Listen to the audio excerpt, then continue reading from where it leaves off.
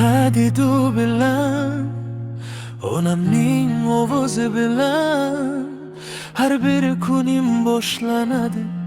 Yaxshi niyat, yaxshi so'z bilan otamning sukunatida butun dunyo bor edi.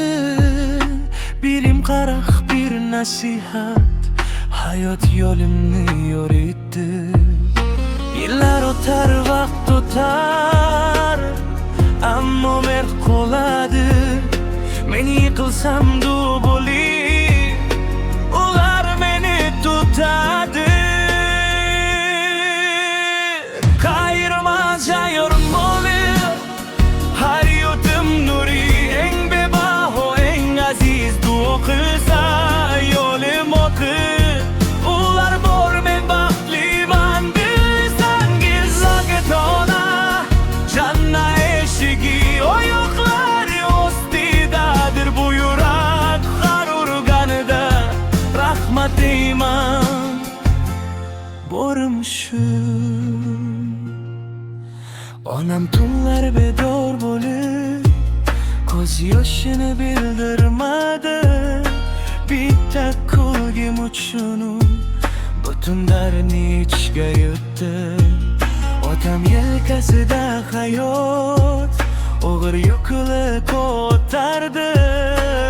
Bolam baxtli bo'lsin deb o'z orzusini unutdi.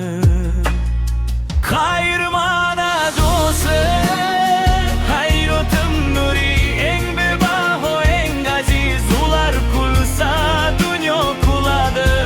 Ular bor, men boyman bilsangiz, Sog'ta ona jannat eshigi oyoqlar ostidadir. Bu yurak har urganida rahmat deyman, borim shu.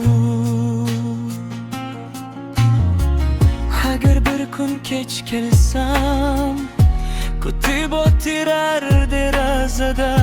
Men katta bo'lib ketdim, ammo ular uchun bo'lar. Qayirma hayotim nuri, bu qo'shiq sizlar uchun. Butun umr yetmaydi rahmat aytishga.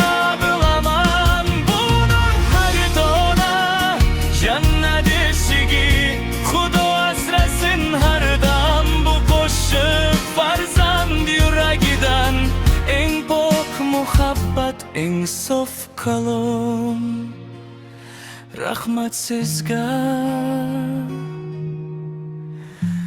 Bor bo'ling doimo.